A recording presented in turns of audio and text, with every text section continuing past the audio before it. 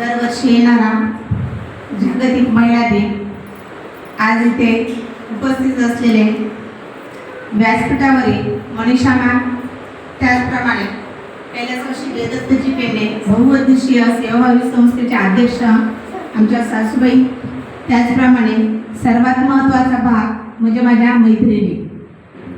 खूप साऱ्या मैत्रिणी लहानपणापासून मिळत गेल्या. खूप वेळा डॉटर डे, मुलींचा दिवस, कन्या दिन, महिला दिन आपण साजरा करत गेलो. पण कधी कधी असा प्रश्न पडतो, हा फक्त एकच दिवस महिलांचा आहे का? नाही. हे पूर्ण विश्वच तिच्यामुळे बनलेलं आहे. आपण स्तुती करताना आमच्या मॅडमही बऱ्याच वेळा माझं नाव घेतात. मलाही ॲकवर्ड फील होतं, नाही गेला पाहिजे, कारण की इथे कुठलीही महिला कमी नाही आहे.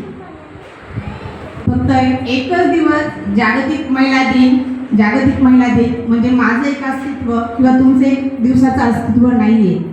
हे अस्तित्व निर्माण करण्यासाठी प्रत्येक महिलेने समाजासोबत, स्वतःच्या अस्तित्वासोबत, कुटुंबासोबत किंवा ज्या क्षेत्रामध्ये ती काम करते तिथल्या सगळ्या लोकांसोबत तिने, म्हणजे जोपर्यंत तिने झगडली नाही, ती लढली नाही, तोपर्यंत तिला काहीही मिळालेलं नाही आहे. सहजासहजी एवढ्या लवकर समज नाही की ही महिला नाही. लहानपणी जसं की जेव्हा आपल्याला बोलता येत नव्हतं, आईने आपल्याला शिकवलं. पुढे जाऊन तिला माहीत होतं की नाही का, माझ्यासारखेच माझ्या मुलीला सुद्धा काही गोष्टी फेस कराव्या लागणार आहे. मग त्यातून तिने आपल्याला शिकवत गेली लढायचं. एकदम छोटी गोष्ट म्हणजे नेहमी खरं बोलायचं, खोटं बोलायचं नाही, किंवा असं चालायचं, असं हे करायचं, असे ड्रेस घालायचे, अशा पद्धतीने शाळेत गेल्यानंतर बोलायचं, किंवा हे तुझे शिक्षक आहेत त्यांना तू हे सांग, किंवा त्यांचं हे ऐक. ह्या सर्व गोष्टी हे फक्त महिलेतूनच घडतात.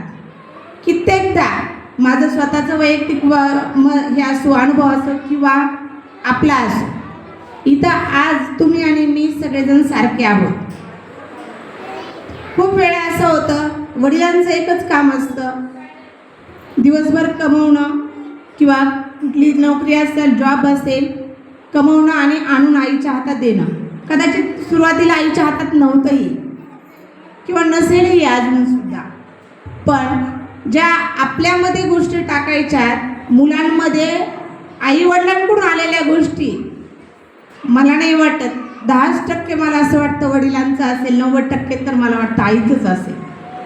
कारण की कितीही आजही आपण सगळे बऱ्यापैकी जॉब वर्किंगमधले महिला आहोत. खूप वेळा माझ्याही फिलिंग्ज अशा आहेत, आमच्या सासूबाईंच्या पण अशा फिलिंग्ज आहे आणि तुमच्याही अशाच असणार आहेत. कधीतरी आपण वेळ देऊ शकत नाही आपल्या मुलांना. वडिलांपेक्षा मलाच जास्त फील होतं, मी आज माझ्या मुलांना वेळ नाही दिला. ही खरी महिला आहे. महिला ही फक्त एक दिवसाची नाही आहे.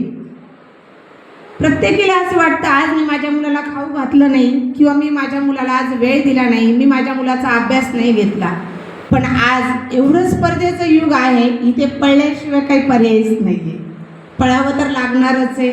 मुलांच्या गरजा वाढल्या, समाजामध्ये जे सामाजिक मुलांबाबतीच्या ज्या गरजा आहेत ते वाढल्या. कोचिंग असेल, शाळा असेल, त्यासाठी आर्थिक परिस्थितीसुद्धा आपल्याला दृढ करण्याचा एक वेध लागलेला आहे. त्यामुळे सर्वांना तर पळावंच लागणार आहे. पण या सगळ्यातून लढणारी ही महिला खरंच महिला आहे.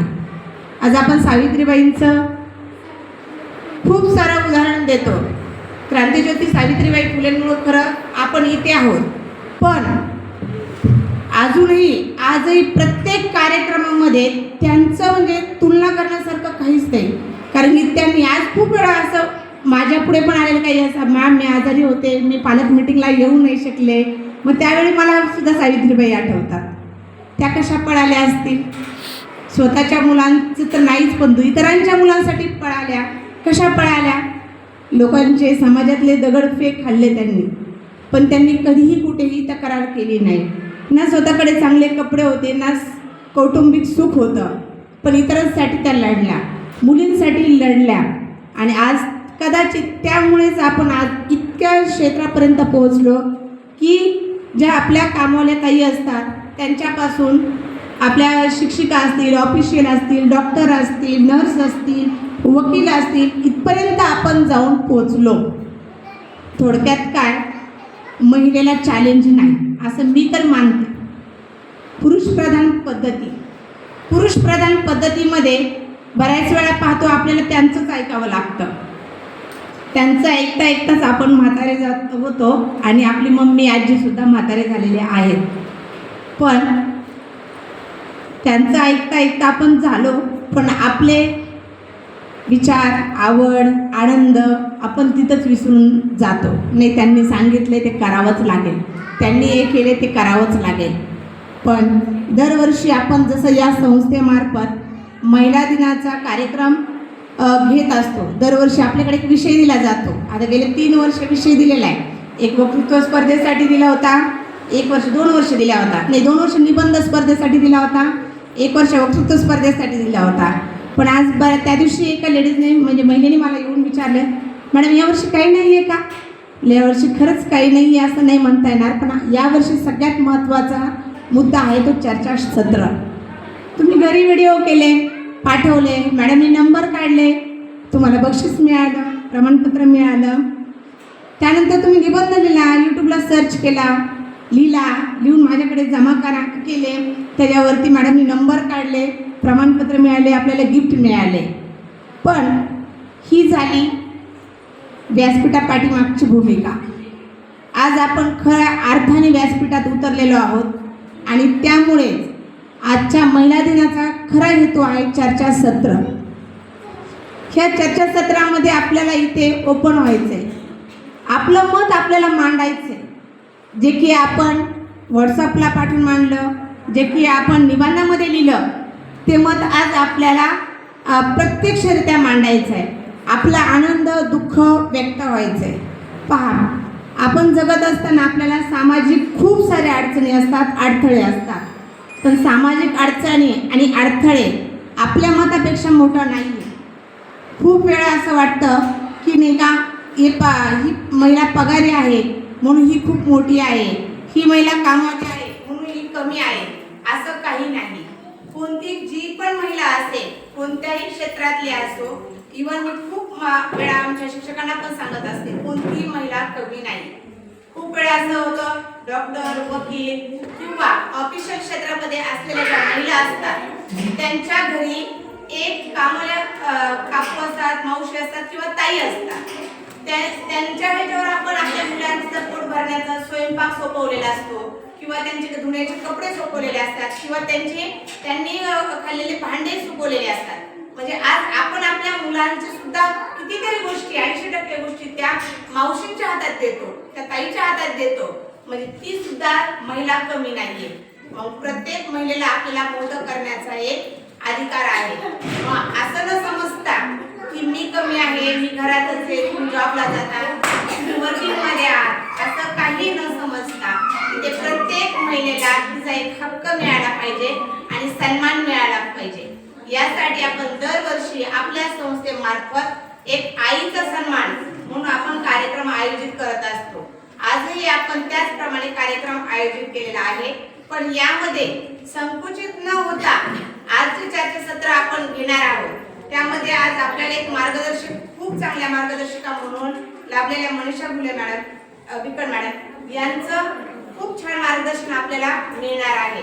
तर यासाठी आपण मनमोकळेपणाने त्यांच्याकडे आपल्या समस्या मांडायच्या आहेत आणि खरंच त्यांचा खूप चांगला काल आम्ही त्यांना भेटून आले. मी गेल्यानंतरही मला खूप चांगला अनुभव आला आणि मी म्हणलंय मॅम, गीता मॅम येता की आपण अगोदर का नसून भेटलो मॅडमला.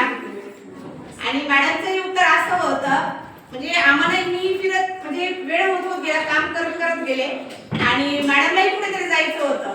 पण आमची जी अर्धा तासाची भेट गेल्यानंतरची मग वाटलं, मॅडमने मला एकच उत्तर दिलं, मॅडम मी काहीच केलेलं नाही, मी तुम्हाला आणलेलं नाहीये, ईश्वराची इच्छा आहे म्हणून तुम्ही आज माझ्यापर्यंत पोहोचला. जेव्हा मला माझ्या पालकांच्या मनात किंवा माझ्या आजूबाजूच्या परिसरातील महिलांच्या समस्या दिसत आहेत, त्या समस्यांचं कुठेतरी हल करण्याचं माझं मनापासून इच्छा होती आणि म्हणून मी त्यांच्यापर्यंत पोहोचले.